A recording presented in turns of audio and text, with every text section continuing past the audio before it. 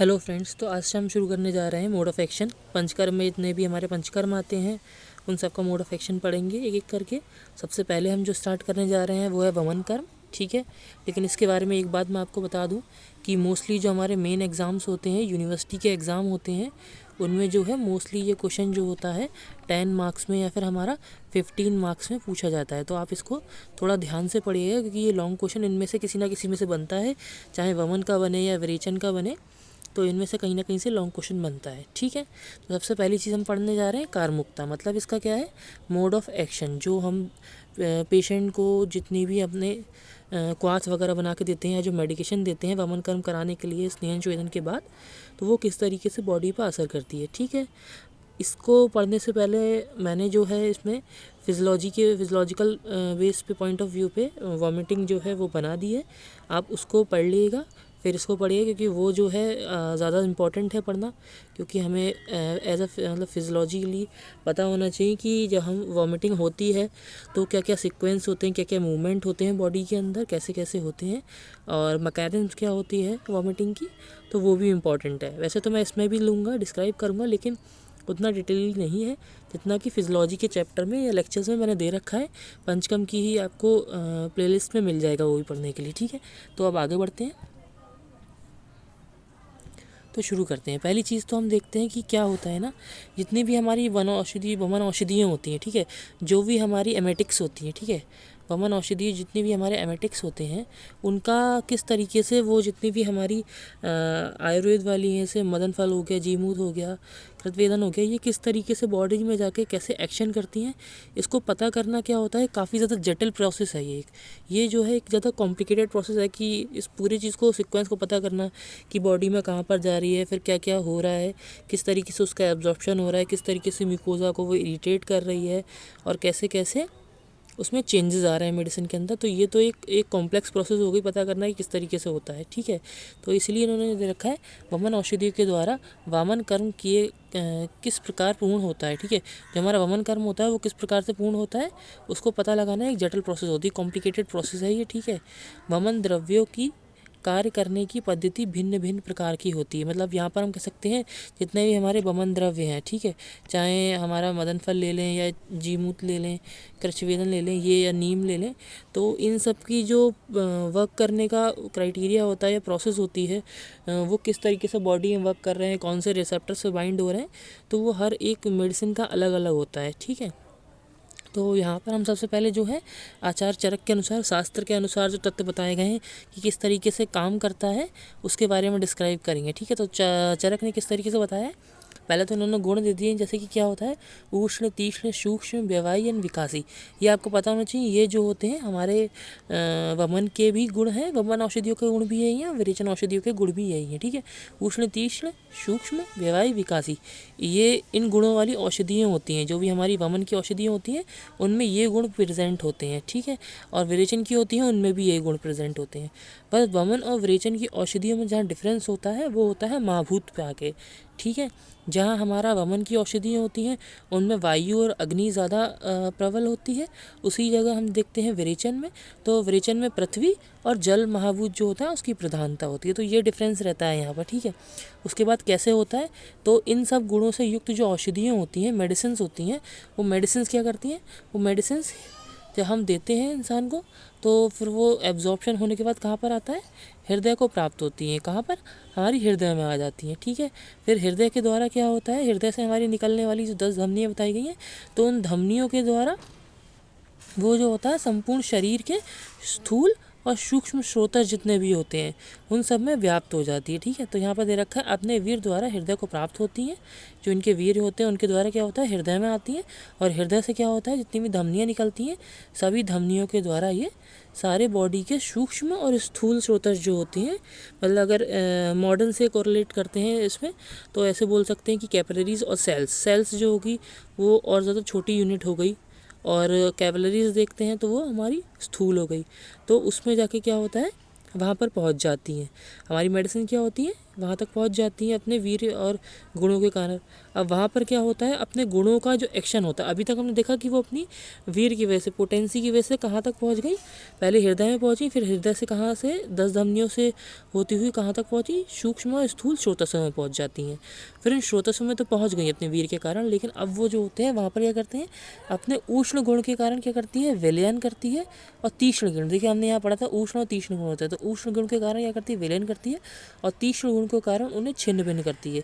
मतलब सबसे पहले जब पहुँचेगी ये, तो पहुँचने के बाद क्या करेगी, वहाँ पर जो भी वहाँ पर दोष है, ठीक है, जो भी कफ गुण जो अधिक होगा वहाँ पर, तो जो दोष है जो बढ़ा हुआ है काफ़ी मात्रा में, उसका विलयन करेगी, मतलब उस दोष को क्या करेगी, डिसोल्यूशन करेगी उसका, ठीक है। उसके बाद क्या करती है, उसका छिन्न भिन्न करती है, मतलब उसका एक्सीजन करती है, वहाँ से उसको तोड़ तोड़ के निकालती है, ठीक। पहला तो डिसोल्यूशन, मतलब उसको घोलेगी वहाँ पर जितना भी है, ताकि कहीं चिपका ना रह जाए, इजीली निकल आए वहाँ से, वहाँ का डिसोल्यूशन विलयन करती है, और फिर उसको छिन्न भिन्न करके वहाँ से निकालती है, ठीक है। इस तरह छिन्न हुए दोष, अब जो दोष हमने देखा है कि तीक्ष्ण गुण के कारण क्या हो गए थे, छिन्न हो गए थे, तो जो छिन्न हुए दोष होते हैं वो अपने स्थान से च्युत होकर, मतलब च्युत मतलब वहाँ से हटकर या मूव करके, जिस स्थान पे चिपके होते हैं उस जगह से हट जाते हैं, च्युत होकर पूर्व में हुए स्नेहन कर्म के कारण। क्या होता है, जब भी हम वमन करते हैं तो उससे पहले स्नेहन स्वेदने वाला कर्म करते हैं। तो क्या होता है, जब भी क्या हुआ, आप समझ के चलिए, जैसे कि कोई श्रोता था, जैसे मैं आपको एक बार एज अ डायग्रामेटिक बना के दिखाता हूँ, रुकिए। तो एज इट इज़ मान सकते हैं कि ये कोई हमारे पास श्रोतस है, ठीक है। ये पहले से कैसा है, स्नेहन हो रखा है। इसमें क्या था, जगह जगह पर हम देखना चाहें कि ऐसे इस तरीके से हमारे जो दोष हैं वो चिपके हुए हैं, ठीक है। फिर क्या हुआ, जो हमारी मेडिसिन थी वो मेडिसिन अंदर आती है। जब वो मेडिसिन पहुंचती है अंदर, तो फिर वहाँ से मेडिसिन जो होती है अंदर आती है। अब ये मेडिसिन क्या काम करती है, ये मेडिसिन जो ये दोष होते हैं, इन दोषों को अपने संग में क्या करती है, विलयन करती है, और इनको छिन्न भिन्न करती है, तोड़ती है। तोड़ने के बाद क्या होता है, अब ये जो हमारा श्रोतस है, ये श्रोतस जो है हमारा, ये कैसा है, स्निग्ध है। अब स्निग्ध होने के कारण ये जो हमारी मेडिसिन है, ये इसको ईज़िली, ठीक है, ये पर्टिकुलर स्थान है तो ईज़िली यहाँ से मूव करा के बाहर ले आती है, ठीक है। ये चिपकता नहीं है कहीं पर, ईज़िली बाहर निकाल लेती है इसको स्नेहन के कारण। तो ये स्नेहन हम कब करते हैं, स्नेहन जो हम करते हैं, ये स्नेहन हम करते हैं पूर्व कर्म के रूप में, ठीक है। स्नेहन जो होता है आपको पता है पूर्व कर्म है, तो वमन से पहले किया जाता है, जिस वजह से हमारे श्रोता जो हैं वो कैसे हो जाएं, स्निग्ध हो जाएं, ताकि जब हम मेडिसिन के द्वारा जो दोष अटके हैं उन दोषों को निकालना चाहें वहाँ से, तो कहीं पर चिपके ना, वो दोष ईजिली बाहर निकल आएँ, ठीक। तो वहीं पर आते हैं लौट के। तो देखिए यहाँ पर हमने क्या देखा, तो एक सेकेंड, इस तरह छिन्न दोष स्थान से च्युत होकर पूर्व से हुए स्नेहन के कारण क्या होता है, जो पूर्व में हमारा स्नेहन हुआ है, देखिए जिस तरीके से इन्होंने एक एग्जाम्पल दिया है, ये एग्जाम्पल बहुत इंपॉर्टेंट है। जिस तरह स्निग्ध पात्र में मधु नहीं चिपक सकता, उसी तरह बिना चिपके बाहर निकल आते हैं। जैसे कि आप मान के चलिए कि आपने कोई बाउल लिया, उस बाउल में क्या करा, उस बाउल में अंदर पहले आपने ऑयलेशन कर दिया, ठीक है, उसका स्नेहन कर दिया, उसमें तेल वगैरह लगा दिया। उसके बाद अगर उसके ऊपर से आप जो है उसमें मधु डालते हैं, ठीक है, शहद डालेंगे, तो क्या होगा, जब आप कटोरी या बाउल को टेढ़ा करेंगे तो क्या होगा, अब जहाँ मधु होगा वो ईजिली फिसल के बाहर निकल जाएगा, उस पर चिपकेगा नहीं। लेकिन अगर आप बिना स्नेहन करे, बिना ऑयलेशन करे उस पर शहद डाल देंगे उस बाउल के अंदर, तो क्या होगा, वो जो शहद है वो चिपक जाएगा, निकलेगा लेकिन पूरी तरीके से सही से नहीं निकलेगा, ठीक है, चिपक चिपक के निकलेगा, चिपक जाएगा और गंदा हो जाएगा और प्रॉब्लम हो जाएगी फिर साफ़ करने में। तो इस तरीके का होता है, ठीक है। तो अब यहाँ तक तो हम पढ़ चुके हैं कि कहाँ तक पढ़ लिया था, कि स्नेह के कारण वो ईजिली जो है वो बाहर निकल आता है, ठीक, ईज़िली बाहर निकल आता है। उसमें अब एक चीज़ और बता है, जो हमारी मेडिसिन्स होती हैं उन मेडिसिन के अंदर जो होता है सूक्ष्म गुण, जो हमने पढ़ा था, ठीक है, अणु प्रभाव का। तो यहाँ पर क्या चीज़ है, वही चीज़ दे रखा है, अणु प्रवण भाव, ठीक है। जो सूक्ष्मता होती है उस सूक्ष्मता के कारण कहीं भी रुकता नहीं है, क्योंकि हमारी औषधियाँ जो हैं वो सूक्ष्म है, उनकी सूक्ष्मता के कारण जो हमारे दोष निकल रहे होते हैं वो कहीं भी स्रोतस्व में निकलते नहीं हैं, रुकते नहीं हैं और इजीली निकल जाते हैं। ठीक है, सूक्ष्मता से स्रोतस्वों में श्रवण करते हुए वे अमाशय में आ जाते हैं। ठीक है, मतलब स्रोतस्व से कहाँ पर आ जाएंगे, स्रोतस्व से निकलते हुए वो अमाशय में पहुँच जाते हैं। एट लास्ट कहाँ पर आना होता है, अमाशय में। एक सेकंड फिर आपको एक बार बता देता हूँ किस तरीके से। ऐसे मान के चलिए ये स्रोतस है, ये स्रोतस है, एज अ पॉट हम ले रहे हैं। ठीक है, स्टमक को जो भी दोष यहाँ पर अटके थे, ये यहाँ अटके थे, ये सारे दोष क्या होते हैं, निकलने के बाद कहाँ पर आते हैं, जैसे ये अटके हैं स्नेहन होने के बाद और मेडिसिन के अणु गुण के कारण। ठीक है, अणु या फिर सूक्ष्म गुण के कारण वो कहाँ आ जाते हैं, निकल के हमारे अमाशय में आ जाते हैं। ठीक है, और अमाशय के द्वारा हम इजीली माउथ के थ्रू वमन कर्म करके उसको बाहर निकाल लेते हैं। तो यही पूरी प्रोसेस होती है। ठीक है,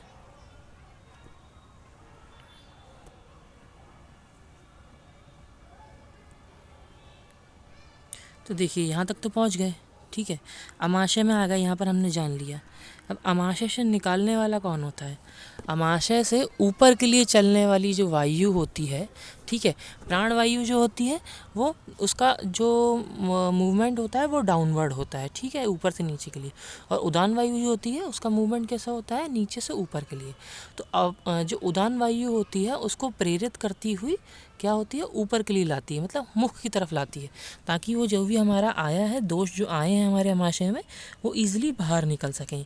और साथ साथ में क्या होता है, जो हमारी औषधि होती है, उस औषधि के कौन कौन से महाभूत की प्रधानता होती है, अग्नि और वायु, इन दोनों महाभूत की प्रधानता के कारण जो होता है, जो भी हमारे दोष होते हैं वो ऊर्ध्वभागहर, ये ऊर्ध्वभाग से बाहर निकल जाते हैं। ठीक है, और अग्नि और वायु की भूष्टा के कारण, ऊर्ध्वभागहर प्रभाव के कारण उनके द्वारा प्रेरित होकर और ऊपर की ओर फेंके जाते हैं। ठीक है, तो ये होता है यहाँ पर। अब ये देख लेते हैं कि औषधि को किस तरीके बताया गया। सबसे पहले औषधि अपने वीर के कारण हृदय में उत्तेजित होती हैं। ठीक है, हृदय को उत्तेजित करती हैं।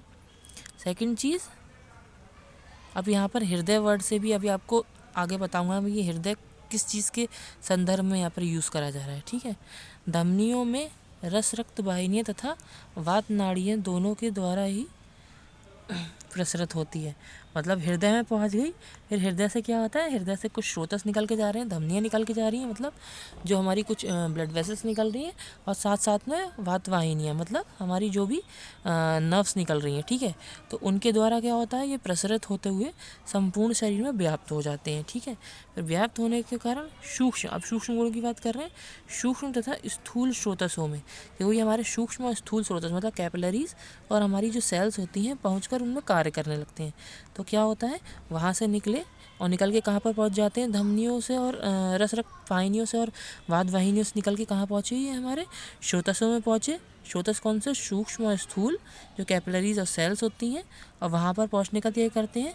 वहाँ पर ये अपने उष्ण और तीक्ष्ण गुण के कारण क्या करते हैं, दोष का विलयन और छेदन करते हैं, मतलब डिसोल्यूशन और एक्सीजन। जो भी दोष वहाँ पर सबसे पहले उसको विलयन करते हैं, जो दोष चिपके होते हैं उनको ईजिली वहाँ से छुटा लेते हैं, इनको डिज़ोल्व कर लेते हैं अपने अंदर वो मेडिसिन, और डिज़ोल्व करने के बाद उनका छेदन करते हैं। जो ज़्यादा चिपके हुए होते हैं उनको एक्सीजन करके वहाँ से छेदन कर करके उससे बाहर दोषों को बाहर निकालते हैं। ठीक है, तो उसके बाद हमने क्या हुआ, जो स्रोतस था उसमें से दोष वगैरह छुटा लिया पूरी तरीके से, ठीक, मेडिसिन ने। उसके बाद उसके जो मेडिसिन का हमारा सूक्ष्म गुण होता है, उस सूक्ष्म गुण के कारण क्या होता है, अनुप्रवण भाव से श्रोतोमुखी द्वार श्रवित होकर अमाशय की ओर दोषों को लाना। ठीक है, सूक्ष्म गुण के कारण क्या होता है, ये जो हमारे स्रोतस होते हैं, जिन स्रोतसों से पहले जिन स्रोतसों से मेडिसिन गई थी, ठीक है, एट लास्ट पहुंची थी हमारे वहाँ पर, तो वहीं से होती हुई वापस ये किसमें, जो हमारा अमाशय होता है उनमें ले आते हैं। ठीक है, उसके बाद अग्नि वायु भूष्टा, तो हमारी औषधि कैसी होती है, अग्नि और वायु महाभूत प्रधान होती है, जिसके कारण ये से ऊपर की ओर जाता है, जिसके कारण से जो हमारे दोष होते हैं, जो हमारी मेडिसिन होती है, वो दोषों को ऊपर की तरफ लेके आती है। ठीक है, ऊर्ध्वभाग हर प्रभाव से तथा उदान वायु से प्रेरित होकर अमाशय से ऊपर की ओर दोष को फेंका जाता है। ठीक है, तो उदान वायु की गति जो होती है ऊपर की तरफ होती है। तो पहली चीज़ तो ऊपर लाने वाले दो चीज़ हो गई। ठीक है, एक तो हमारे दोषों में पाए जाए जो हमारी मेडिसिन है उनमें कौन से महाभूत प्रधान होते हैं, वायु और अग्नि, जिनकी गति कैसी होती है, ऊपर के लिए होती है, में दोषों को ऊपर ले जाती है। और साथ साथ में बॉडी में जो फिजियोलॉजिकली हमारी उदान वायु होती है उसकी गति भी ऊपर की तरफ होती है। तो इन दोनों की वजह से क्या होता है, जो भी हमारी मेडिसिन अमाशय के अंदर हमारे दोषों को लेके आई होती है उन दोषों को वमन के थ्रू बाहर निकाल देती है। ठीक है, अब आगे बढ़ते हैं। और तो देखिए यहाँ पर जो है एज अ एग्जाम्पल बताया गया कि किस तरीके से है। तो दे रखा है वमन का मुख्य कार्य अमाशय पर और कफ पर होता है। मतलब मेन चीज़ हमको पता है वमन कहाँ काम करता है, मेन चीज़ तो अमाशय पर काम करता है और कफ पर काम करता है, क्योंकि हम जो भी मेडिसिन ले रहे हैं वो कहाँ जा रही है, वो अमाशय में जा रही है। फिर श्रोतसो में जाके उन दोषों को कहाँ लेके आ रही है, दोबारा अमाशय में लेके आ रही है। तो पहला मुख्य कार्य तो हमारा अमाशय पे हो गया, दूसरा क्या काम हो रहा है, कफ पर हो रहा है, क्योंकि लेके जो दोष बढ़ा हुआ है इसमें हम वमन के थ्रू निकालते हैं वो कौन सा है, हमारा कफ दोष है। ठीक है, तो वमन का मुख्य कार्य अमाशय पर और कफ पर होता है। ठीक है, कफ से शोधन के लिए वमन प्रमुख है। तो इन्होंने बता दिया कि कफ का अगर शोधन करना है तो वमन जो है वो आपको प्रमुख बताया गया है। प्रमुख शोधन कौन सा है इसके लिए, वमन कर्म प्रमुख शोधन बताया गया। ठीक है, जैसे विरेचन के पित्त के लिए विरेचन होता है, वात के लिए वस्ती होती है, उसी तरीके से हमारे कफ के लिए वमन कर्म प्रमुख बताया गया। ठीक है, वह सर्व प्रधान अमाशय में, सर्वप्रथम क्या होता है, अमाशय में पहुंचकर सभी विकृत कफ को ऊपर फेंक कर शोधन करता है। अमाशय में मेडिसिन जाती है, श्रोतसों से लेके आती है, इतने भी दोष होते हैं उन दोषों को अमाशय में लाती है डाल के, और अमाशय से उन दोष के संग मेडिसिन निकल के बाहर आ जाती है। ठीक है, उनको बाहर फेंक देती है। अमाशय में कफ का शोधन कर उसे जीता जा सकता है, सभी कफों को जीतता है। ठीक है, मतलब इन्होंने कह दिया है कि मेन स्थान कफ का बता रखा है अमाशय। ठीक है, अगर हम अमाशय के ही जो कफ है उसको निकाल देंगे, क्योंकि मेन जगह क्या था, पावर हाउस मेन होता है। अगर बिजली किसी शहर का पावर हाउस है बिजली का तो एक जगह पर होगा। ठीक है, अगर हम पावर हाउस से बिजली कट कर देंगे तो बाकी पूरे शहर में क्या होगा, बिजली चली जाएगी। तो वही चीज़ यहाँ पर है एक तरीके से कि अगर हमने जैसे क्या है कि अगर हमने अमाशय जो हमारा मेन स्थान है कफ का, वहीं से अगर हम कफ को निकाल देंगे, कफ दोष जो हमारा दृष्टि जहाँ हुई है कफ की, वहीं से अगर हम कफ को निकाल देते हैं तो ऑल ओवर बॉडी में जहाँ पर हमारा कफ होगा तो उस कफ की मात्रा क्या होगी, खुद ही कम हो जाएगी। ठीक है, वहाँ खुद जो कफ है वो खुद ही अपनी समान मात्रा के अंदर आ जाएगा।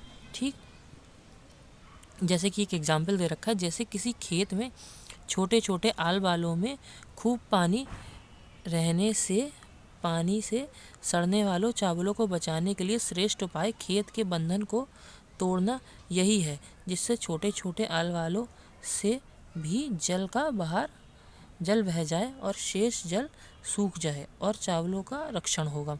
तो इन्होंने यहाँ पर क्या बता दिया कि जिस तरीके से क्या होता है, बहुत जैसे बड़ा सा कोई खेत है, इसमें चावल लगे हुए हैं तो उसमें पानी भर दिया है काफ़ी सारा, सिंचाई वगैरह के लिए पानी भरते हैं लोग। लेकिन क्या होता है, अगर पानी लंबे समय तक भरा रहे और नहीं निकाला जाए तो क्या होगा, वो हमारे कफ जो जो वो जितने भी हमारे चावल होंगे उनको ख़राब कर देगा। तो उसे बचाने के लिए हम क्या करेंगे, पानी निकालने के लिए जो भी आल वाल बने होते हैं, जो साइड की बाउंड्रीज़ होती हैं खेत की, उन बाउंड्रीज़ को तोड़ देते हैं, जिससे क्या होता है, जो अंदर पानी भरा होता है वो पानी बाहर निकल जाता है, और जो पानी बचता है उसके अंदर वो पानी जो होता है स्वयं ही सूख जाता है। कम मात्रा में होने के कारण वो स्वयं सूख जाएगा। ठीक है, तो यहाँ पर दे रखा है, वैसे ही वमन से प्रमुख स्थान के कफ का शोधन होने पर अन्य कफ स्वयं प्रशोषित हो जाता है, प्रशमित हो जाता है। मतलब वैसे ही इन्होंने बता दिया है कि जिस तरीके से हम जो मेन है, जैसे हमने खेत में क्या करा, उसकी जो बाउंड्री थी उसको तोड़ दिया, तो जो इतना भी मेन हिस्सा था वाटर का, जो ज़्यादा पानी था वो क्या हुआ, बाहर निकल गया। और यहाँ पर हमारे अमाशय में क्या होता है, अमाशय जो होता है वो एकदम स्टोरेज है हमारा कफ का।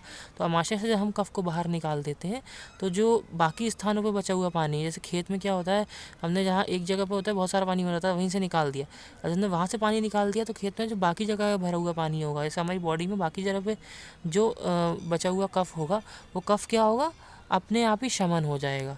और खेतों में क्या होता है, वो पानी जो होता है अपने आप ही शोषित हो जाता है। ठीक है, जिससे कि कोई आगे प्रॉब्लम नहीं होती है। ठीक, तो वही चीज़ उन्होंने यहाँ पर डिस्क्राइब करते हुए बता दिया है। ठीक है, चरक ने स्थानस्थ तथा मार्गस्थ ऐसे वो धातु माने हैं, वैसे ही दोष भी स्थानस्थ और मार्गस्थ दो प्रकार के होते हैं। जैसे चरकने के माने एक स्थानस्थ और मार्गस्थ धातु माने वैसे दोष होते हैं। जैसे क्या है, ऐसे आप मान के चलिए कि कुछ दोष जो होते हैं, एक तो दोष का पर्टिकुलर स्थान होता है, ठीक है। जैसे हमारा अमाशय जो है वो कफ का पर्टिकुलर स्थान है, लेकिन इसका मतलब ये थोड़ी है कि हमारा कफ दोष जो है वो ऑल ओवर बॉडी नहीं होगा, मतलब वो पूरी बॉडी में कहीं नहीं होगा। अमाशय के साथ साथ में जो बॉडी के अन्य मार्ग होते हैं उनमें भी कफ होता है, लेकिन जो प्रधानतम मार्ग है या प्रधानतम जगह है हमारे कफ की, वो है अमाशय, ठीक है। तो यही चीज़ उन्होंने बता दिया गया है, ठीक है। जैसे धातुओं के लिए होता है वैसे ही दोषों के लिए भी होता है। वमन से मार्गक दोष का नियमन होने से स्थानस्थ दोष अपने आप ही नियंत्रण हो जाते हैं, ठीक है। तो यही इन्होंने यहाँ पर कह दिया कि जब हम वमन करते हैं मार्गज दोष का नियमन होने से, ठीक है। मतलब इन्होंने कह दिया जैसे कि अगर हम जो हमारा मेन पावर हाउस है कफ का अमाशय है, ठीक है, अगर हम उसका ही शोधन कर देते हैं तो बॉडी में बचे हुए जो हमारे अन्य अन्य जगह पर कफ है वो अपने आप ही शमन हो जाता है, ठीक। अब आगे देखते हैं। तो देखिए सबसे पहले कैसे प्रोसेस होती है। सबसे पहले स्नेहन शोधन करते हैं बॉडी का, उसके बाद क्या होते हैं क्लेदन तथा दोषों का द्रवीकरण। जो हमारे स्नेहन शोधन के बाद हम क्या करते हैं, यहाँ पर जो हमारे जितने भी दोष होते हैं स्नेहन के द्वारा क्या होता है उनका क्लेदन और उनका द्रवीकरण हो जाता है, ठीक है।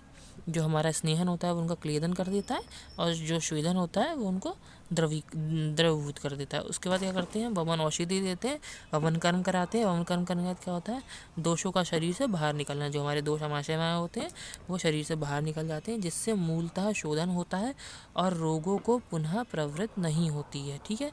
एक बार शोधन हो जाने के बाद दोबारा से बॉडी के अंदर जो हमारे रोग हैं वो नहीं होते हैं। इसलिए शोधन चिकित्सा की प्रशांति मानी गई है। मतलब मेन जो बोला गया है शोधन चिकित्सा है, क्योंकि शमन चिकित्सा में क्या करते हैं हम दोषों को शरीर के अंदर ही शमन कर देते हैं, मतलब उनको शरीर के अंदर ही दबा देते हैं, निकालते नहीं हैं।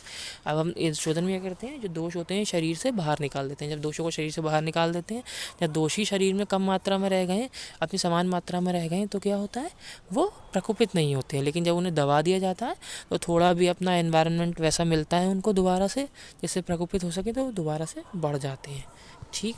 अब आगे देखते हैं फिर से। हाँ, तो अब आते हैं मोड ऑफ एक्शन पे, ठीक है। अभी तक हमने जो आयुर्वेद का मोड ऑफ एक्शन था वो पढ़ा। अब देखते हैं मॉडर्न में किस तरीके से बताया गया। तो मॉडर्न में क्या बोला गया, पहली चीज़ बोली गई कि एमेटिक्स और एमएसएस ये क्या होता है। एमएसएस जो होती है वो प्रोसेस होती है, जो वमन की प्रोसेस है उसको हम एमएसएस बोलते हैं। और एमेटिक्स क्या होती हैं, ये मेडिसिन होती हैं जो कि वमन को कराती हैं, ठीक है। जो देखिए इसमें दे रखा है वामक द्रव्यों को एमेटिक्स, जो वामक द्रव्य होते हैं मेडिसिन होती हैं उनको हम एमेटिक्स बोलते हैं, और जो वमन की प्रक्रिया होती है उसको एमएसएस बोलते हैं, ठीक है। इसकी व्याख्या करते हुए कहा है कि वामक द्रव्य वे हैं जो वमन कराते हैं, ठीक है। वामक द्रव्य कौन से होते हैं जो वमन कराते हैं, वह प्रायः उत्क्लेश, लालाश्राव से में श्वेत प्रवृत्ति, वायु वह स्रोतक तथा अन्न नलिका में कफ के साथ होता है, ठीक है।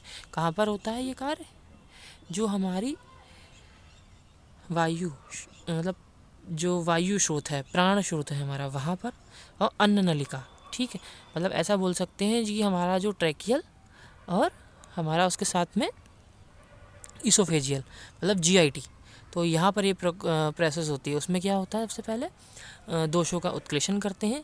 उत्क्लेशन करने का उन दोषों को दोबारा से क्या होता है वहाँ पर उनको लेके आते हैं स्रोतसों में से, स्रोतों से लेके आके आमाशय में डालते हैं, आमाशय से बाहर निकालते हैं। तो इस तरीके से काम करते हैं, ठीक है। वमन प्रवृत्ति में नाड़ी की गति द्रुत होती है। तो इन्होंने क्या दिया, नाड़ी की गति जो होती है हमारी, जो पल्स रेट होती है वो द्रुत होती है। मतलब कैसी होती है, फास्टर होती है, और श्वास अनियमित होती है। जो हमारी रेस्पिरेशन होता है वो भी अनियमित होता है, मतलब प्रॉपर नहीं होता, तेज़ होता है। आगे देखते हैं। At the time of contraction the cardiac end of stomach open and pyloric end remain close, a vigorous construction occur, ठीक है। तो अब इसमें क्या है देखिए, सबसे पहले तो बोल रखा है कॉन्स्ट्रक्शन के बारे में। तो मेन चीज़ ये है कि हम जब भी हमको वॉमिटिंग होने वाली होती है तो उस टाइम पे क्या होता है, जो हमारा पाइलोरिक एंड होता है वो तो कॉन्स्ट्रिक्ट कर जाता है, वो बंद हो जाता, क्लोज हो जाता है। उसके साथ साथ में जो हमारी एब्डोमिनल मसल्स और डायफ्राम और हमारा उसके साथ साथ में क्या होता है कि जो हमारी स्टमक की बॉडी होती है, ईसोफेजल के अपर और लोअर स्फिंक्टर्स होते हैं, ये सब रिलैक्स हो जाते हैं। और जैसे ही हमारी एब्डोमिनल मसल और डायफ्राम कॉन्स्ट्रिक्ट करती है एकदम से, उनमें क्या होता है, कॉन्स्ट्रिक्शन होता है, तो तुरंत ही एकदम से प्रेशर, इंट्रागैस्ट्रिक प्रेशर बढ़ता है। और इंट्रागैस्ट्रिक प्रेशर बढ़ने के साथ ही जो भी हमारा स्टमक के अंदर दोष आए होते हैं श्रोतासों से, वो मुख के द्वारा बाहर निकल जाते हैं और उसी को हम वमन कहते हैं। ठीक है। At the same time the abdominal muscle and the diaphragm constrict. तो जो मैंने आपको पूरा सुनाया वो यही है। उसी टाइम पे क्या होता है, एब्डोमिनल मसल और डायफ्राम कॉन्स्ट्रिक्ट करते हैं। The content of the stomach are thrown upward by the movement. All these movement are regulated by the vomiting control centre. ये सारे जितने भी प्रोसेस में जितना भी काम होता है, ये सारा किसके द्वारा होता है, जो हमारा वॉमिटिंग कंट्रोल सेंटर्स होते हैं उनके द्वारा ये सारा काम होता है। ठीक है। अब आगे देखते हैं। तो यहाँ पर वर्गीकरण देख रहे हैं कि हमारे जो 2 तरीके के बताए गए हैं। ठीक है। जो हमारे द्रव्य होते हैं वो किस किस तरीके से काम करते हैं बॉडी पे जाकर। ठीक है। तो इसमें दे रखा है वर्गीकरण। वमन औषधीय निम्नलिखित प्रकार से काम करती हैं। पहली स्थायी, ठीक है, वामक होते हैं, और दूसरे केंद्रीय वामक द्रव्य होते हैं, मतलब रिफ्लेक्स एमेटिक्स होते हैं और सेंट्रल एमेटिक्स होते हैं। सेंट्रल एमेटिक्स वो होते हैं जो डायरेक्टली ब्रेन पे काम करते हैं, और रिफ्लेक्स एमेटिक्स क्या होते हैं, जो कि हमारे स्टमक में आया जो भी चीज़ पहले आती है, पहले उस पे काम करते हैं, फिर वहाँ से मैसेज जाता है हमारा मेडुला ऑब्लंगाटा है। मेडुला ऑब्लंगाटा जो होता है हमारा वॉमिटिंग सेंटर पे भेजता है, और फिर वो वॉमिट कराते हैं। ठीक है। तो इस तरीके से काम करता है ये पूरा। तो देखते हैं आगे क्या है, इनके बारे में थोड़ा बहुत पढ़ते हैं। तो एमेटिक्स, तो ठीक है, there are 2 type of emetic, reflex emetics और सेंट्रल एमेटिक्स। इनमें क्या है तो देखते हैं। सेंट्रल रिफ्लेक्स एमेटिक्स को ही हम क्या बोलते हैं, गैस्ट्रिक एमेटिक्स भी बोलते हैं। ठीक है। तो गैस्ट्रिक से समझ में आ रहा है कि ये कहाँ पर हो रही है प्रोसेस, पेट से स्टार्ट हो रही है, गैस्ट्रिक से स्टार्ट हो रही है। तो gastric emetics stimulate the gastric mucosa. Medicine जो होती है वो कहाँ गई, स्टमक में गई, और स्टमक के अंदर क्या होता है, सबसे अंदर म्यूकोजा होता है, म्यूकोजा, सब म्यूकोजा, फिर मस्कुलैरिस, ऐसे लेयर होती है। तो सबसे पहले जो भी मेडिसिन जाती है हमारी गैस्ट्रिक पेट के अंदर, एमेटिक्स जाती हैं, वो क्या करती हैं, गैस्ट्रिक म्यूकोजा को क्या करती हैं, स्टिमुलेट करती हैं। गैस्ट्रिक म्यूकोजा स्टिमुलेट होती है, for there it stimulate the vagus and sympathetic nerve. वहाँ से क्या होता है, गैस्ट्रिक म्यूकोजा को सप्लाई करने वाली कौन कौन सी है, हमारी वेगस और सिंपैथेटिक नर्व। ठीक है। सेंसरी, जो इसका सेंसरी पार्ट होता है वो क्या करता है, इस स्टिमुलेशन की जानकारी लेके जाता है कहाँ पर, हमारे दिमाग के अंदर। ठीक है। तो यहाँ पर दे रखा है vagus sympathetic nerve stimulation from there it stimulate vomiting centre in the brain. ठीक है। और वहाँ से क्या होता है, ये जो वेगस और सिंपैथेटिक नर्व हैं वो क्या करती हैं, जो भी स्टिमुलस हमारी गैस्ट्रिक म्यूकोजा को मिला था, उस स्टिमुलस को वेगस और सिंपैथेटिक नर्व जो होती हैं हमारे ब्रेन में मेडुला ऑब्लंगाटा के अंदर जो वॉमिटिंग सेंटर होता है, उस मैसेज को वहाँ पर लेके जाती हैं और वॉमिटिंग कराता है वॉमिटिंग सेंटर। ठीक है। तो कौन कौन सी हैं, मैं एग्जाम्पल दे रखा है। जो हमारे रिफ्लेक्स एमेटिक्स होते हैं वो कौन से होते हैं, ZnSO4, एलम, बाइकार्बोनेट और मस्टर्ड। ये जो होते हैं हमारे रिफ्लेक्स एमेटिक्स होते हैं। अब आते हैं सेंट्रल एमेटिक्स पे। तो सेंट्रल एमेटिक्स क्या करते हैं, central emetics stimulate medulla of the brain. Central emetics क्या करते हैं, जो मेडुला होता है, मेडुला ऑब्लंगाटा जो होता है ब्रेन के अंदर, उसको स्टिमुलेट करते हैं, जिसके पास में क्या होता है, नियर रेस्पिरेटरी सेंटर। कहाँ पर है हमारा वॉमिटिंग सेंटर, कहाँ होता है, हमारे मेडुला ऑब्लंगाटा के अंदर। और कौन से सेंटर के पास में, रेस्पिरेटरी सेंटर के पास में होता है। फ्रॉम देयर, वहाँ से क्या होता है, it stimulate the vomiting centre. Directly stimulation हो रहा है। यहाँ पर आप देखिए, यहाँ पर गैस्ट्रिक म्यूकोजा नहीं है, यहाँ पर सीधे ही मेडुला ऑब्लंगाटा को करा। मेडुला ऑब्लंगाटा ने हमारी वॉमिटिंग सेंटर को स्टिमुलेट करा, और जो कि ब्रेन में था। और उसके बाद क्या होता है, सीधे ही कॉन्स्ट्रिक्शन ऑफ द आमाशय, अन्ननलिका एंड एब्डोमिनल मसल्स। ठीक है। वही चीज़ है जो हमारे स्टमक होता है, और जो हमारी ईसोफेजल वो होती है ईसोफेगस, उसको, एब्डोमिनल मसल्स को, पेरिस्टाल्सिस को, वॉमिटिंग, ये सारी प्रोसेस डायरेक्टली हमारा वॉमिटिंग सेंटर जो होता है कंट्रोल करता है और वॉमिटिंग कराता है। ठीक है। इसमें कौन कौन सी आती हैं, जैसे एपिकैप आता है, ठीक है, एपोमॉर्फिन आता है, और डिजिटैलिस आती है। ये 3 जो होती हैं हमारी सेंट्रल एमेटिक्स होती हैं। आगे बढ़ते हैं। तो देखिए, इसमें दे रखा है स्थानीय या फिर प्रत्यावर्तक वामक मतलब हमारा रिफ्लेक्स वाला कैसे काम करता है। तो पहली चीज़ दे रखी है, स्थानीय वामक द्रव्यों को ही प्रत्यामक कारक द्रव मतलब रिफ्लेक्स एमेटिक्स कहते हैं। ठीक है, स्थानिक मतलब लोकल, ऐसे बोल सकते हैं ना। एक तो ऐसे अगर हम बोलेंगे सिंपल भाषा में तो लोकल एमेटिक्स और सेंट्रल एमेटिक्स। लोकल एमेटिक्स को हम क्या बोलते हैं, प्रत्यावर्तक। ठीक है, प्रत्यावर्तक वामक मतलब रिफ्लेक्स एमेटिक्स या फिर गैस्ट्रिक एमेटिक्स।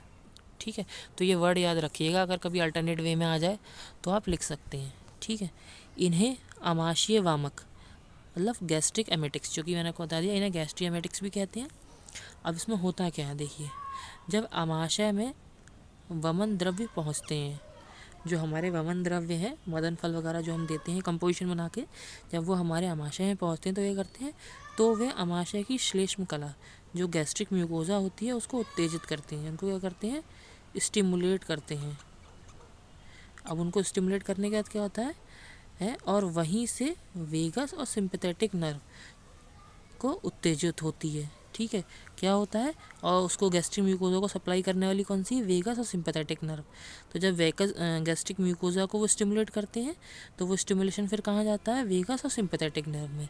जब वो वेगस और सिंपैथेटिक नर्व में जाता है तो फिर क्या होता है, ये नाड़ियाँ उत्तेजन के संदेश को, जो उत्तेजन का संदेश होता है, ठीक है, जो सेंसरी मैसेज होता है, उस सेंसरी मैसेज को कहाँ लेकर जाती हैं, उस जो उत्तेजन का संदेश को लेकर मस्तिष्क में रहने वाले वामक केंद्र, मस्तिष्क मतलब जो हमारे ब्रेन में मेडुला ऑब्लांगाटा में रहने वाला जो वॉमिटिंग सेंटर होता है, वहाँ पर उस संदेश को लेके जाती हैं, उस मैसेज को लेके जाती हैं। ठीक है, उत्तेजित केंद्र वमन कराता है। उत्तेजित केंद्र कौन सा हमारा, वॉमिटिंग सेंटर। जो वॉमिटिंग सेंटर होता है वो क्या करता है, वो वमन कर्म कराता है। ठीक है, यह प्रक्रिया तभी होती है जब द्रव्य आमाशय के अधोभाग तक पहुंच जाते हैं। मतलब ऐसा नहीं है कि आपने सीधे खाया और तुरंत हो गई, ऐसा नहीं होता है।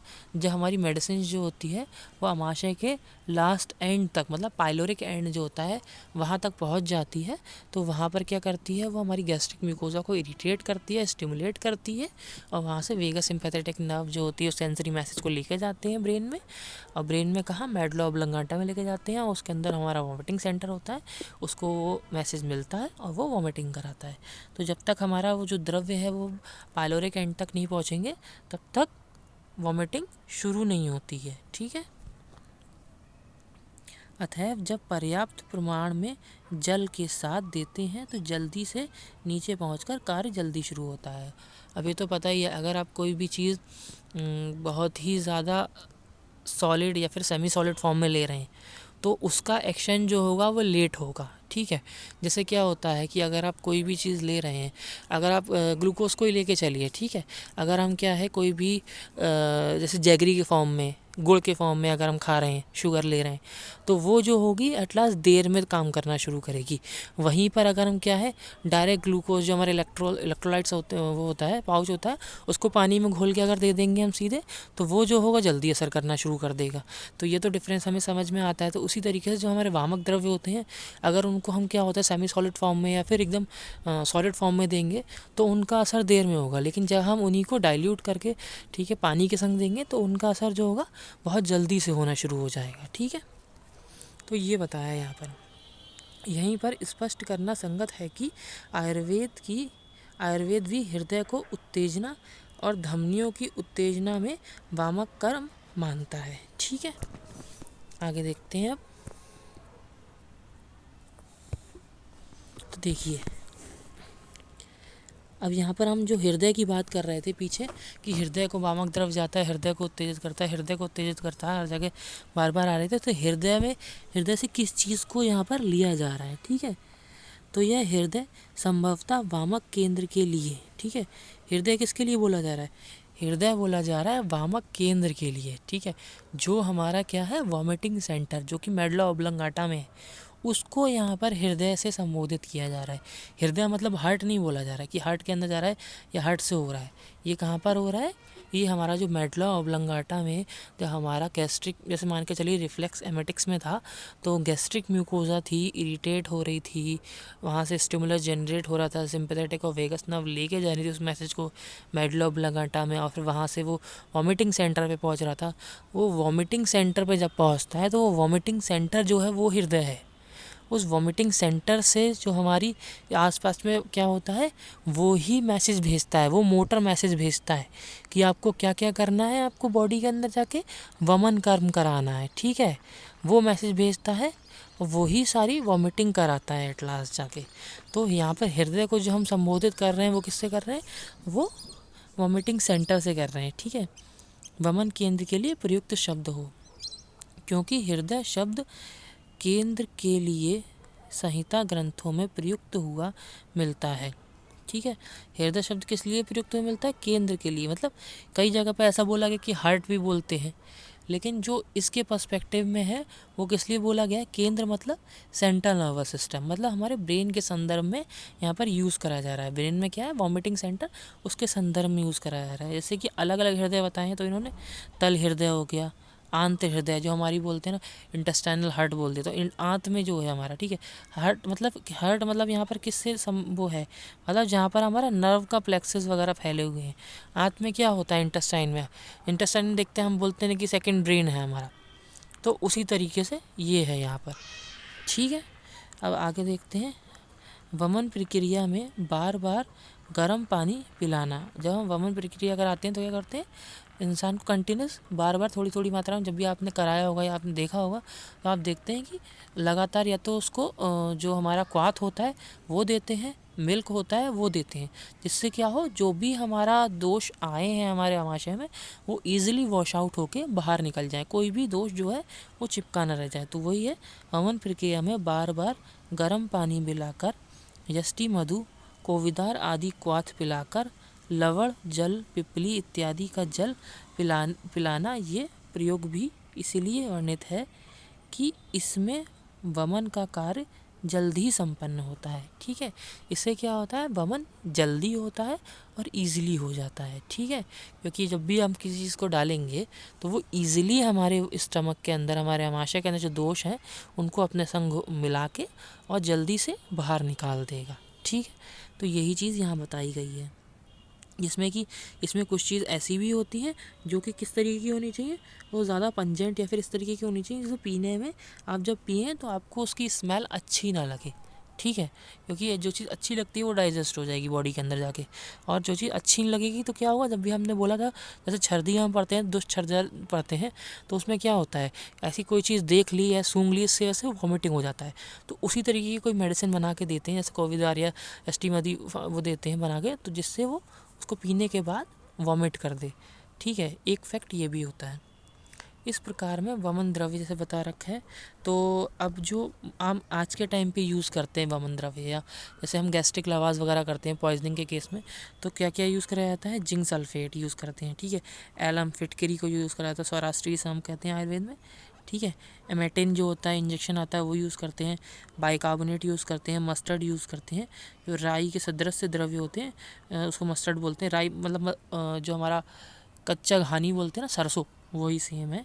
या नमक और गर्म पानी, ये सब यूज़ करे जाते हैं। आज के टाइम पे जो एमेटिक्स वामक द्रव हम यूज़ करते हैं, मॉडर्न में यूज़ करे जाते हैं, वो ये है, ठीक है।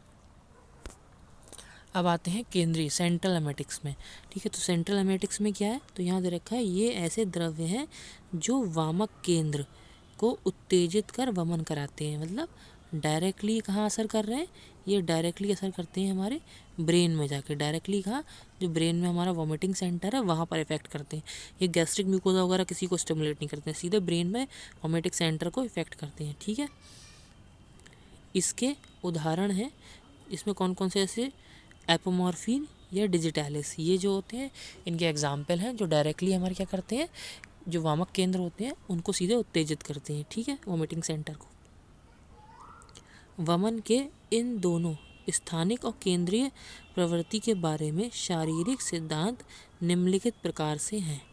तो देखिए ये कैसे हैं।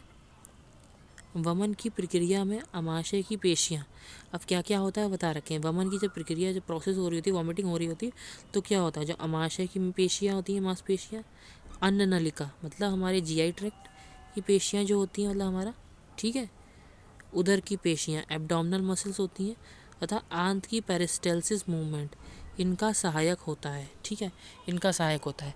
तो मैं आपको एक बार बताता हूँ, तो आप सुनिए सही से कि किस तरीके से होता है।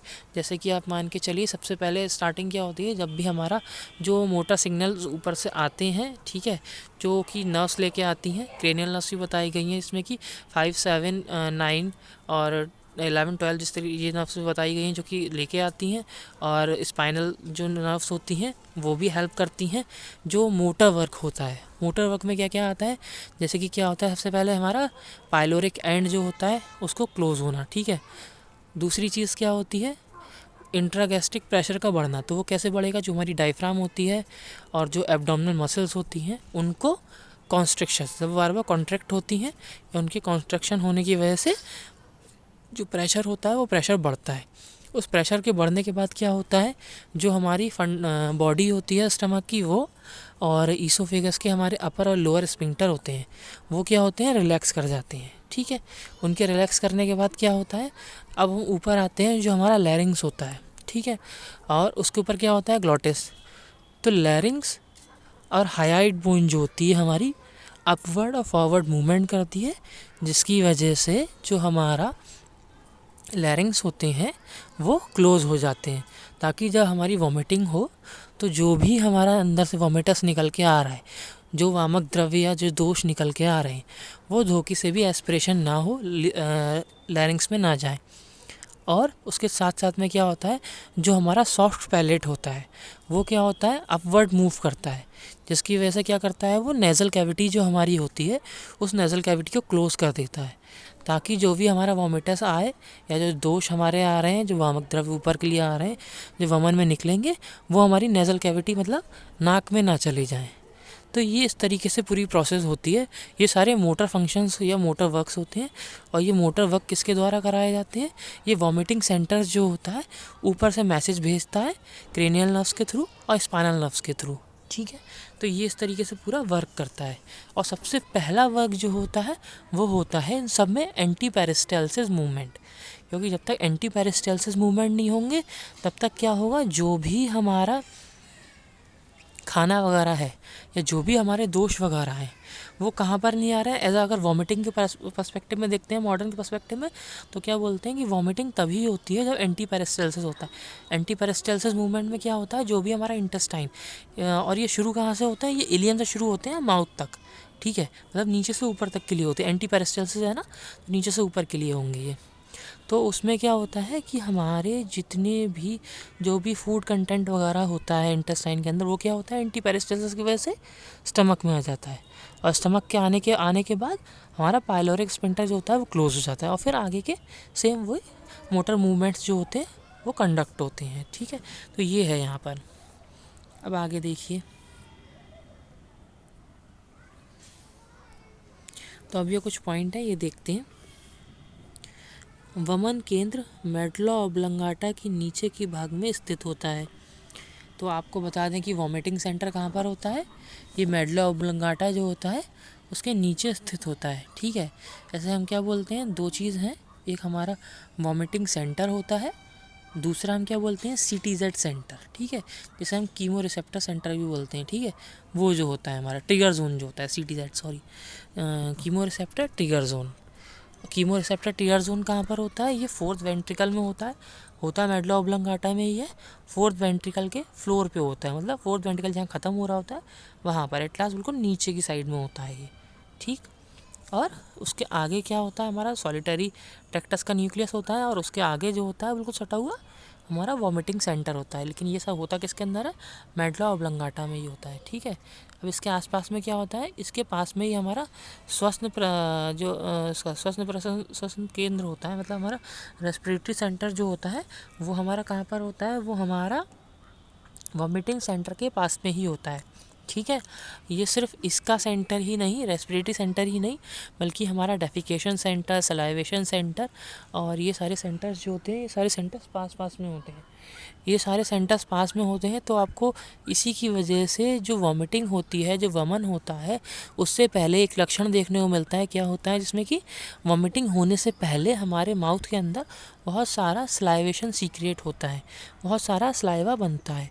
तो ये इसी वजह से मिलता है, क्योंकि जब हमारा वॉमिटिंग सेंटर स्टिमुलेट होता है तो उसके साथ साथ में हमारा जो वॉमिटिंग सेंटर के साथ साथ में पास में जो हमारा सलाइवा सेंटर होता है वो भी स्टिमुलेट होता है उसके साथ में।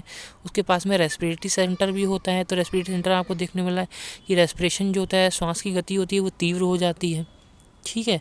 और उसकी वजह से एक चीज़ और होती है, जब हमारी होने वाली होती है वॉमिटिंग या वमन होने वाला होता है, तो उससे पहले जस्ट शुरू होने से पहले पेशेंट एक बार डीप इंस्पिरेशन करता है। क्या करता है? डीप इंस्पिरेशन, ताकि वमन के बीच में वो सांस ना ले। क्योंकि अगर वमन कर्म जब हो रहा है, जब वॉमिटिंग उसको हो रही है, वॉमिटिंग होने के बीच में अगर वो सांस लेगा तो क्या होगा? एस्पिरेशन होने की प्रॉब्लम रहती है वहाँ पर, ठीक। तो ये चीज़ है मेन। अब आगे देखते हैं इसमें और क्या बता रखा है। और इसके साथ साथ में और भी 2 सेंटर मैं आपको बता दे रहा हूँ। एक डेफिकेशन सेंटर होता है, तो कुछ लोग ऐसे होते हैं इनको वॉमिटिंग होने के बाद एकदम से वो स्टूल के लिए जाते हैं, ठीक है। तो ये भी स्टिमुलेट के साथ में ये होता है। और इसके पास में दूसरा एक सेंटर और होता है जो कि हमारा वैसोमोटर सेंटर होता है। तो उसमें उसकी वजह से क्या होता है, जो हमारी हार्ट रेट वगैरह होती है वो भी इंक्रीज़ करती है ड्यूरिंग वमन कर्म। जब भी हम वमन कर्म करते हैं तो हम उस टाइम उसका पल्स रेट भी, ब्लड प्रेशर वगैरह चेक करते रहते हैं, जिसमें कि हमें ये सब चीज़ें देखने को मिलती रहती हैं कि ब्लड प्रेशर जो होता है वो इंक्रीज़ कर रहा होता है, ठीक है। SpO2 वगैरह ये सब देखते हैं उस टाइम पे। थर्ड पॉइंट देखते हैं, इसके निकट ही लालाश्राव, मल विसर्जन तथा रक्त वाहिनियों की गतियों का नियमन करने वाले कुछ केंद्र होते हैं। ये मैंने आपको बता दिया। संभवतः यह कारण है कि वमन के समय लालाश्राव, रक्त वाहिनियों का विस्तार, ठीक है।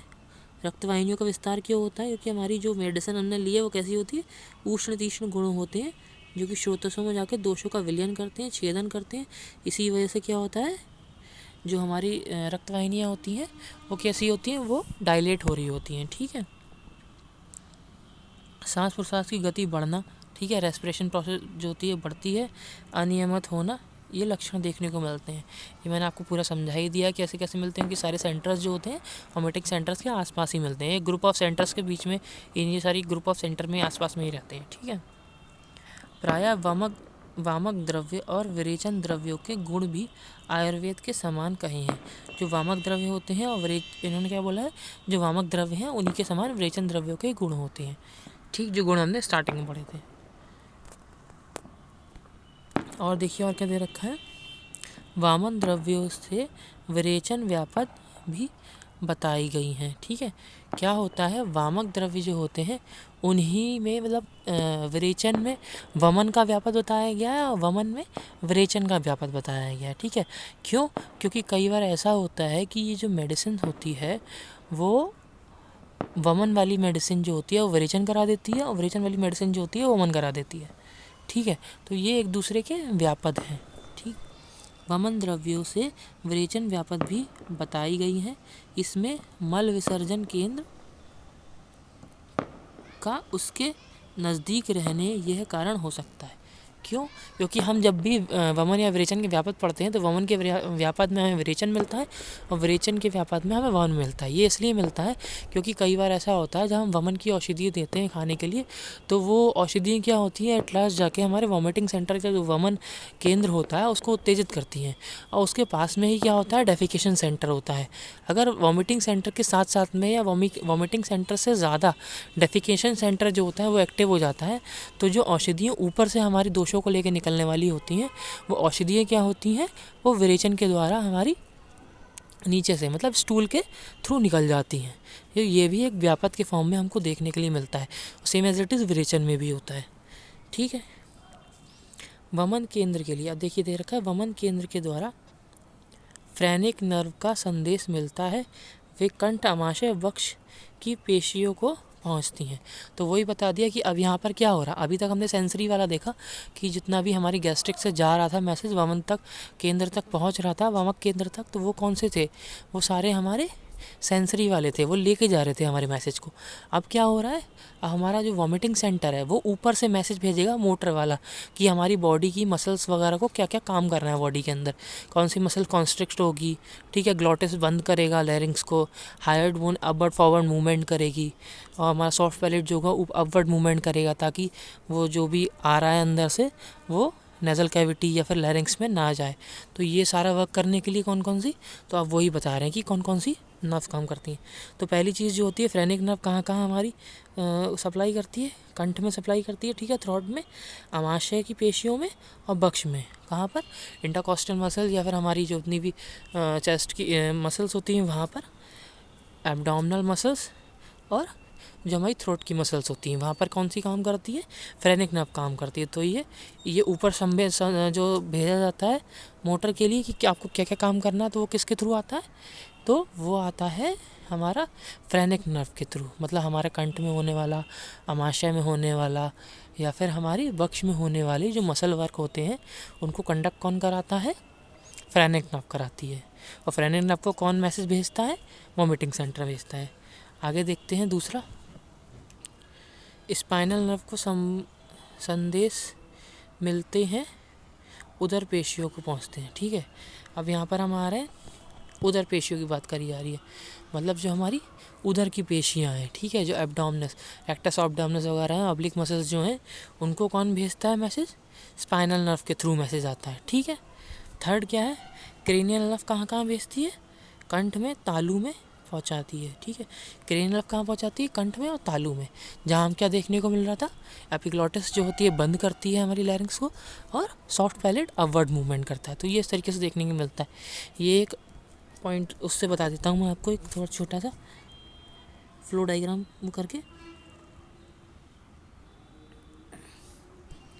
तो ऐसे समझिए जैसे कि ये हमारा वॉमिटिंग सेंटर है, वॉमिटिंग सेंटर में सारा स्टिमुलस आया, सेंसरी वाली सारी इन्फॉर्मेशन आ गई, ठीक है। फिर ये करेगा, ये 3 तरीके से भेजेगा। किस किस से भेजेगा? पहला फ्रेनिक नर्व के थ्रू भेजेगा, ठीक है। दूसरा स्पाइनल नर्व के थ्रू भेजेगा, एंड तीसरा क्रेनियल नर्व के थ्रू भेजेगा। और ये किन्हें किन्हें मैसेज भेजता है? फ्रेनिक नर्व जो हमने पहले पढ़ी थी किस में भेजती है? बक्ष के लिए, मतलब हमारी चेस्ट वाले जितनी मसल्स होती हैं, और उसके साथ साथ में हमारी आमाशय की जो मसल्स हैं, स्टमक की जो हमारी मसल्स होती हैं जो कि इंट्रागैस्ट्रिक प्रेशर बढ़ाती हैं कॉन्स्ट्रिक्शन के बाद, और उसके बाद में और तीसरी क्या चीज़ बताई थी हमने? कंठ की, ठीक है, थ्रोट वाली। उसके बाद में स्पाइनल वाली पड़ी थी जो कि हमारी उदर पेशियों के लिए कर रही थी, मतलब हमारी जो एक्सटर्नल ऑब्लिक या फिर इंटरनल ऑब्लिक मसल्स या रेक्टस एब्डोमिनस है वो, और डायफ्राम के लिए। और उसके बाद क्रेनियल नर्व जो होती है हमारी थ्रोट के लिए और हमारे तालू के लिए, मतलब सॉफ्ट पैलेट के लिए भेजती है। तो ये सारे क्या कहते हैं? ये मोटर वर्क करने वाली हैं। ये यहाँ से संदेश भेज रहा है कि आप एक्टिविटी करिए, बॉडी के अंदर मसल को कॉन्स्ट्रिक्शन करिए, ठीक है।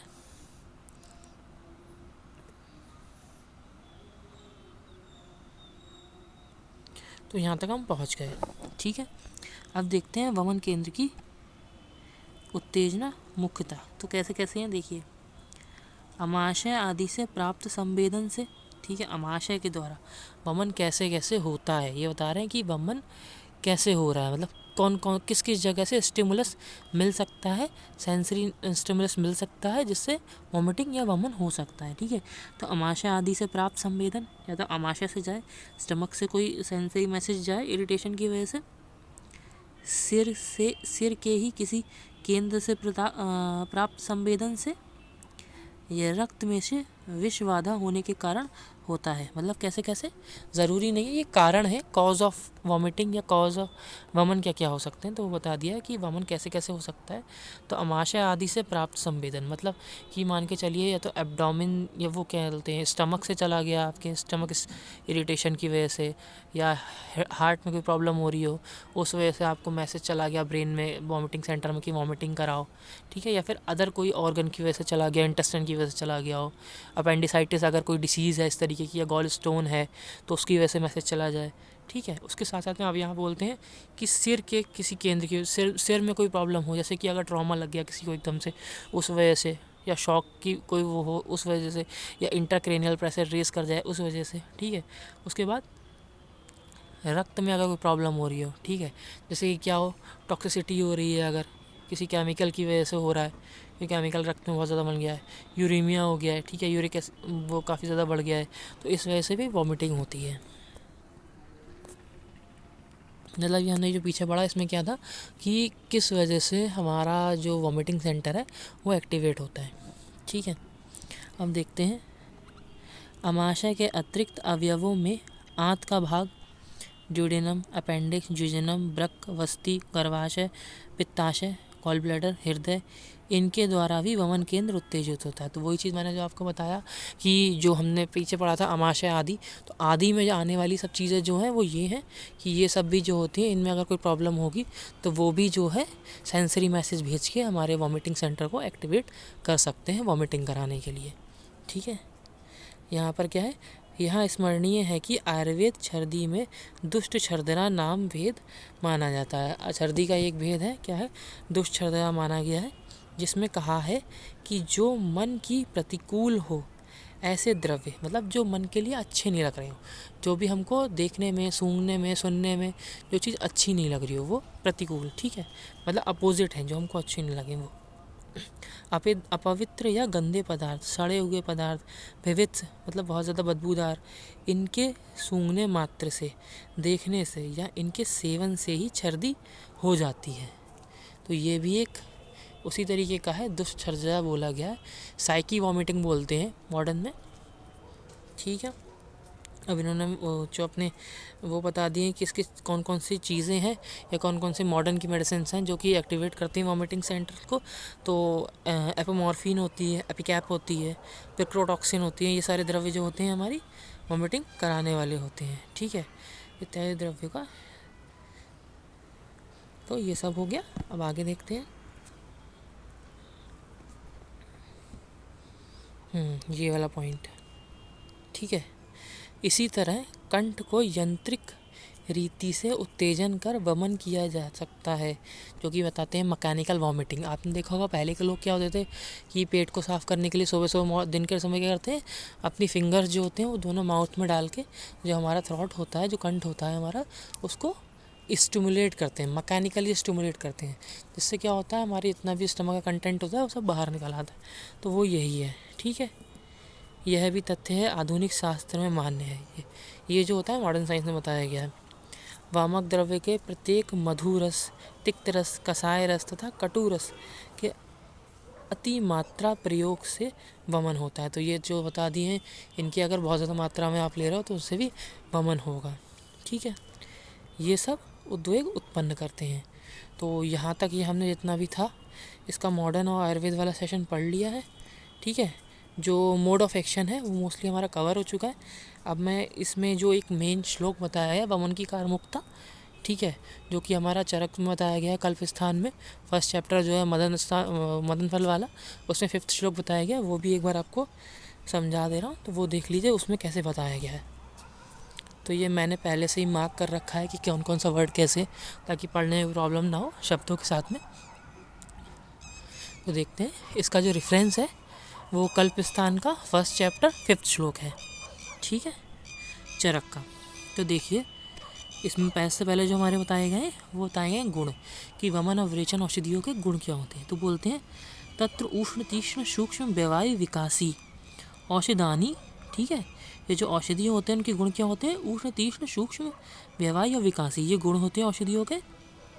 स्वावीर्यण, ये क्या होती है, ये सारी ये जो औषधियाँ होती हैं स्वावीर्यण मतलब अपने वीर से क्या होते हैं, हृदय उपेत, हृदय में पहुंचती हैं, मतलब हृदय को प्राप्त करती हैं। और हृदय हमने कौन सी क्या बताया, वॉमिटिंग सेंटर, ठीक है, हृदय उपेत, हृदय में पहुंचती हैं। धमनीर अनुसृत्य, ठीक है, धमनियों के द्वारा अनुसरण करती हैं। उसके बाद हृदय में पहुंच गई, हृदय के पहुंचने का क्या कर रही थी, धमनियों से अनुसरण करती हुई श्रोतासु में जा रही थी। तो वही है, धमनीर अनुसृत्य, अनुसरण करती हैं धमनियों का। स्थूल अणु श्रोताभ्यो, तो स्थूल और अणु जो श्रोतस होते हैं वहाँ पर पहुँचती हैं। ठीक है, ये मेडिसिन जो होती है स्थूल और अणु श्रोतसों में पहुँचती है। आगे केवलम शरीर गतम, अब यहाँ तक ये खत्म हो गया, उसका देखते हैं केवलम शरीर गतम दोष संघात, ठीक है। तो इसमें क्या होता रखा है, केवल मतलब पूर्ण, केवल मतलब पूर्ण शरीर में स्थित, जो हमारे पूर्ण शरीर में स्थित जो दोष होते हैं, ठीक है, संघात दोष होते हैं, मतलब एक ग्रुप में यहीं पर हमारे दोष अटके हुए हैं, ठीक है, वहाँ पर क्या करते हैं, केवलम शरीर गतम, शरीरगता मतलब शरीर में स्थित, पूर्ण शरीर में स्थित दोष संघात, जहाँ पर जमे हुए होते हैं उनमें ये करते हैं। अब यहाँ तक आ गया आपका, ठीक है, यहाँ तक समझ लिए कि पूरे शरीर में स्थित जो दोष होते हैं उनके संग क्या करते हैं। तो अब ये गुणों के अनुसार बताएंगे कि कौन सा जो हमने पढ़ाए थे कि दोष के अनुसार या गुणों के अनुसार, महाभूत के अनुसार कि कौन क्या चीज़ कैसे कैसे काम करती है। तो यहाँ पर बात कर रहे हैं, देखिए, आग्नेय यत्वाद विष्यन्ति, ठीक है। आग्नेय गुण मतलब उष्ण अतिष्ण गुण, जो हमारा उष्ण गुण क्या कर रहा है, विष्यंदन, जो दोष है हमारे पूरे शरीर, केवलम शरीरगतम दोष संघात, जो हमारे संपूर्ण शरीर में फैले हुए दोष हैं उन पे ये कर रहा है। जो आग्नेय हमारा उष्ण गुण है वो ये कर रहा है, विष्यंदन कर रहा है, मतलब उन दोषों को द्रवीभूत कर रहा है, ठीक है। तीक्ष्णयाद विच्छिन्दन्ति, जो तीक्ष्ण गुण है वो ये कर रहा है, विच्छिन्दन कर रहा है, मतलब उनका एक्सीजन कर रहा है। पहला गुण क्या कर रहा है, उनको द्रवीभूत कर रहा है, उनका विच्छिन्दन कर रहा है, डिजोल्यूशन कर रहा है। दूसरा गुण क्या कर रहा है, तीक्ष्ण गुण जो है हमारा, विच्छिन्दन्ति, मतलब उनका विच्छिन्दन कर रहा है, एक्सीजन कर रहा है उनका, ठीक है। जिस जगह पे चिपके हुए दोष उनको खरोच खरोच कर निकाल रहा है। सा विच्छिन्न, ठीक है, उनको अलग करते हैं, ठीक है। जो दोष जब विच्छिन्दन हो जाता है उनका, तीक्ष्णयाद विच्छिन्दन्ति, जब विच्छिन्दन हो जाता है, अलग हो जाते हैं, एक्सीजन हो जाता है, तो वो जो विच्छिन्न दोष होते हैं, जो अलग हुए दोष होते हैं, उन स्रोतों से परिप्लवन, तैरते हुए या गति करते हुए कहाँ आते हैं, अमाशय में आते हैं, ठीक है। उससे पहले इन्होंने क्या बोल दिया है, स्नेह भावित काय, जो हमने पहले बताया था कि वमन से पहले हम क्या करते हैं, विरेचन, वो स्नेहन करते हैं। तो यहाँ पर इन्होंने यही चीज़ बोल दिया, स्नेह भावित काय मतलब जो काय, जो शरीर स्नेह भावित हो, जिसमें पहले से स्नेहन हो रखा हो, तो उसमें क्या होगा, वो दोष इजीली ट्रैवल करते हुए श्रोतसों से अमाशय में आ जाएंगे। उसी के यहाँ पर इन्होंने एक उपमा दे दी है, तो उसमें क्या बोला है, स्नेहाक्त भाजनम स्त एव छौद्रम, ठीक है। जिस तरीके से भाजनम मतलब बर्तन, स्नेह करा हुआ, जिसमें स्नेह लगा हुआ है, अंदर वायलेशन करा हुआ है जिस भाजन बर्तन का, उस बर्तन में अगर हम छौद्र तेल मधु डालते हैं तो वो मधु कभी चिपकता नहीं है, इजीली निकल जाता है। उसी तरीके से जिस शरीर में वमन से पहले स्नेहन करा हुआ है, तो जब वो दोष निकालते हैं तो दोष जो होते हैं कहीं भी अटकते नहीं हैं, चिपकते नहीं हैं, वो ईजिली निकलते हुए अमाशय में आ जाते हैं। तो यही कह दिया है छौद्रम, ठीक है। उसके छौद्रम के बाद आसज्जनम, ठीक है। आसज्जनम का मतलब ना चिपकते हुए, ठीक है, चिपकते नहीं है। अणु प्रवण भावाद, अणु प्रवण भावाद मतलब अपने अणु गुण के कारण, सूक्ष्म गुण के कारण अमाशयो, ठीक है, अमाशय में आते हैं। अगम्यो, अमाशय में आ जाते हैं। अणु प्रवण भावाद अमाशय अगम्यो, अमाशय में आ जाते हैं, ठीक है। उसके बाद यहाँ पर उदान प्रणुनन्नो अग्नि वायव आत्मक कृत्वा ऊर्ध्वभाग प्रभावादो औषधि यस्यो ऊर्ध्वम उत्क्षिप्यते, ठीक है। तो अब इसमें देखिए कैसे दे रखा है, उदान, ठीक है, उदान प्रणुनन्नो, उदान वायु से प्रेरित, प्रणुनन्नो मतलब उदान वायु से प्रेरित। उदान वायु की गति कैसे बताई थी, अपवर्ड होती, नीचे से ऊपर। तो ये जो दोष हमारे अमाशय में आए हैं, ठीक है, ये दोष जो होते हैं उदान वायु से प्रेरित होकर, ठीक है। उसके साथ साथ अग्नि वायव, अग्नि और वायव महाभूत प्रधान औषधियाँ होती हैं जो हम देते हैं, उनकी गति भी कैसी होती है, ऊपर की तरफ, ठीक है। उदान वायु से प्रेरित और अग्नि और वायव महाभूत के साथ होने के कारण आत्मक कृत्वा ऊर्ध्व भाग, कहाँ के लिए गति करते हैं, ऊर्ध्व भाग, ऊपर के लिए। ऊर्ध्व भाव प्रभावाद, वो किसके लिए गति करते हैं, ऊर्ध्व भाव के लिए, ठीक है।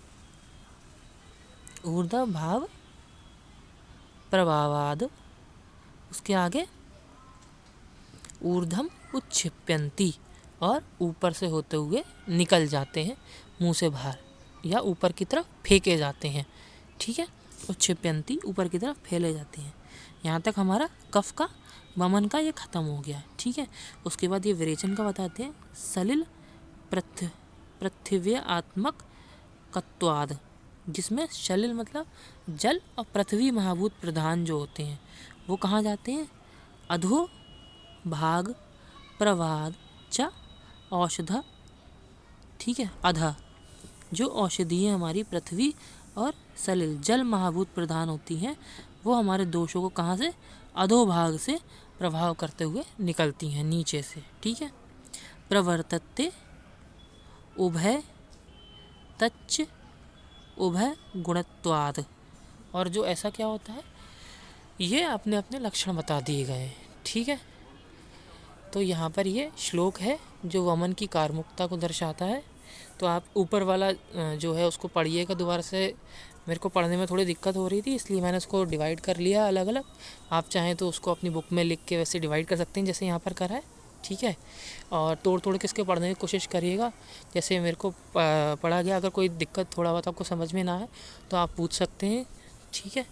बाकी आप हमारे चैनल को फॉलो करिए, कमेंट करिए, जो चीज़ समझ में नहीं आ रही हो सब्सक्राइब करिए। और ऐसे ही और वीडियोज़ हम बनाते रहेंगे। अगर कोई चीज़ आपको समझ में नहीं आ रही है या कोई टॉपिक आप पढ़ना चाहते हैं वो कमेंट के थ्रू आप हमसे ऐसे पढ़ सकते हैं। Thank you for watching my video.